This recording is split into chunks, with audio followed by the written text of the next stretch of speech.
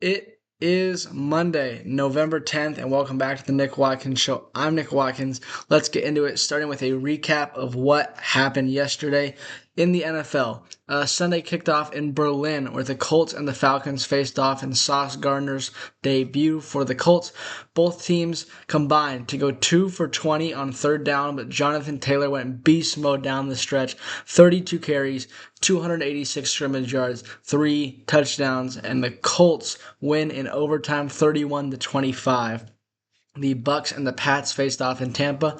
The new MVP frontrunner Drake May and the New England offense hit on some big explosive plays to score, and the Patriots win 28-23. The Jets had a kick return and a punt return for a touchdown, and despite only having 54 passing yards in the whole game, New York wins over the Browns 27-20. The Ravens traveled to Minnesota and faced the Vikings in the battle of the purple teams. Baltimore forced 3 turnovers, and with a strong second half, the Ravens won 27-19.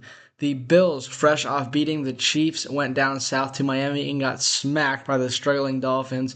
Devon Achane, 28 touches for 225 yards and 2 scores. Dolphins 30-13. The Texans hosted the AFC South rival Jaguars. No C.J. Stroud, Davis Mills starting at quarterback, and went down big early, came all the way back, down 19 to start the fourth quarter, scored 26 in the fourth. Texans scored on offense and on defense in the last 2 minutes, 36-29 Houston over Jacksonville.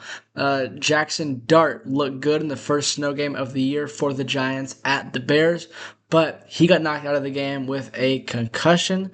I think it was a concussion. And then Caleb and the Bears came back, scored 14 points in the fourth quarter to win 24-20 and move into a playoff spot. The Saints played the Panthers. Chris Olave had a nice game, over 100 yards, and the Saints won 17-7 the final there in Carolina. The Lions mixed things up against the Commanders. Dan Campbell was calling the plays for the Lions offense. Safe to say it worked. 546 total yards. Goff, 320 yards for 3 passing touchdowns. Lions rolled the Commanders 44-22. The 49ers ran into a good offense for the first time since the Fred Warner injury, and it showed. The Rams scored over and over again and unfortunately beat the 49ers 42-26. The Seahawks continued to impress with Sam Darnold scoring 44 points against the Cardinals, 2 DeMarcus Lawrence defensive touchdowns, and Seattle wins over Arizona again 44-22. They sweep the season series. And finally, if you like defense, then you would have loved Sunday Night Football between the Steelers and the Chargers. Scores 15-3 through 3 quarters before the Chargers pulled away and won 25-10. And that was all the action from yesterday. Some big wins. And I think we're going to start with the 49ers. Like I said, it was the first time we really faced a good offense since Fred Warner's injury. And, the Rams they went crazy. And that's just how it was. They went to the red zone 6 times, and they were 5 for 6 in getting their red zone. They scored 5 touchdowns in the game. Or actually, they scored 6 touchdowns. 6 touchdowns. They ran the ball well. They threw the ball well. We couldn't really get pressure on Stafford, and that is a recipe for disaster. He can sit back and really carve you up. 4 passing touchdowns for Stafford in 3 consecutive games. Kyren Williams had 2 touchdowns. Adams and Nakua each had 1. The offense for the 49ers did play pretty well. McCaffrey had 96 yards, Kittle 84 and a touchdown, Jennings 71 and a touchdown, Mac Jones 319 yards, 3 touchdowns, 1 interception that wasn't really his fault. It wasn't even a bad game for the Niners offense. It just took a while to get started, and then the Rams with a 21-0 lead. The Niners just needed 1 stop. They scored and needed the stop, and that cycle happened over and over again. The Rams with a commanding win. That puts them second in the NFC West with a tie for the Seahawks. Those 2 teams haven't. Actually, they're tied. I don't think those 2 teams have played each other yet, but they have yet to play each other. That is going to happen. Wait, have they played? Or am I going crazy? They play next week, and then they also play in December. So that next week is going to be a big game for both of those teams. NFC West is really close. The Niners are a game down. I think it's for the amount of injuries that we have. It's just I think is too much. Warner and Bosa are two of our best players, and even though the offensive guys are coming back, it's we'll have to outscore every team, and what that means is we're going to have to put up 30 to 40 points a game, and it's going to be close every single time. So anytime we face a good offense, they're going to go run all over us, throw for a ton of yards. We can get no pressure. So we our schedule is super easy, so we might finish the year with a winning record. But when making the playoffs is going to be tough, unless our offense just boat races everybody, which you don't really expect that to happen. So unfortunate loss for the Niners. Some other big ones, other big games. The Texans with a huge comeback over the Jaguars. The Bears with another comeback. This one over the Giants. The early game was in Berlin. Jonathan Taylor went crazy. He had, like I said, 286 total yards, 244 of those were rushing, three touchdowns, including the walk-off winner in overtime. Jonathan Taylor is honestly, he's my pick for MVP right now. He's been so good. Just looking at some of his stats, he's first in rushing yards, yards per game, touchdowns, longest run of the year, and carries per game. He is just, yeah, he's nuts. He is very, very good. And although Daniel Jones didn't look the best, um, the Colts were still able to win. And then the last point for the Sundays that I want to talk about, every week it feels like one team that you're kind of high on because, like I've said before, there isn't really a clear favorite in the NFL this year. All the teams are pretty evenly matched at the top, and when you're starting to get high on one team, like, oh, this team's pretty good, they might be able to favorite, then they'll have a really bad loss the next week. And it was the Bills' turn. They lost to the Dolphins 30-13 after beating the Chiefs.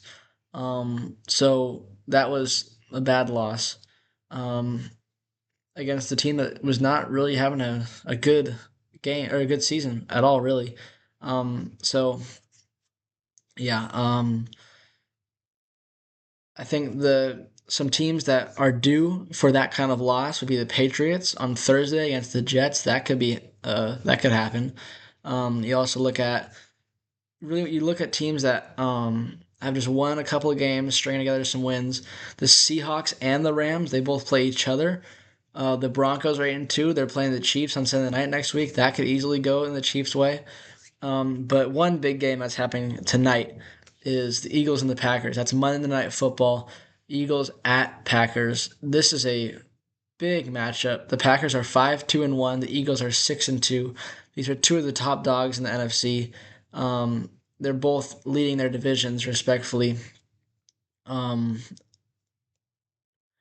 yeah, the Seahawks are technically the one seed right now because they are 7-2, but the Eagles could go over them with a win here, and the Packers, of course, 5-2-1.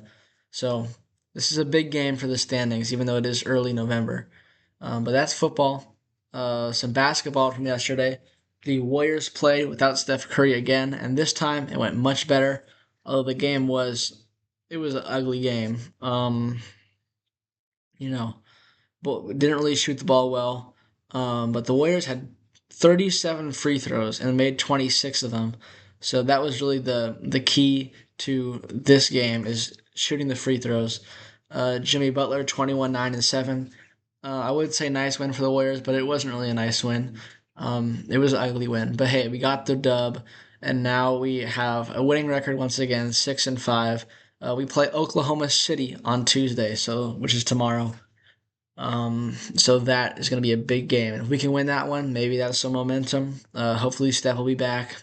And I want to say one thing is shout out to Will Richard, who, if you guys aren't familiar, he is the rookie second round pick out of Florida for the Dubs this past draft, and he is awesome, man. I mean, in when Steph against the game against the Kings, when we had all the starters out, Will Richard had 30. He's just a dog, man. He's starting to get more confident. He's a really great player, and I'm glad we have him. So shout out to Will Richard. The Sharks did not play yesterday. They do not play today either. They play tomorrow. And then I guess we'll wrap this up with talking Formula One. Lando Norris dominated the weekend. He was the fastest in the practice, and then sprint race pole, sprint race win, uh, Grand Prix pole, Grand Prix win. He won everything in the Sao Paulo Grand Prix. He racked up points left and right, the maximum amount of points, 36 points in total, I believe, for the weekend, which is the max number from a sprint race weekend. And then Oscar Piastri came in fifth, and the championship lead for Norris extends. I'm not sure how. Let me look that up real quick because Piastri had the lead for all the way up until very recently. The whole summer, Piastri had the lead, and Norris just recently overtook. So taking a look at this, I have it up here.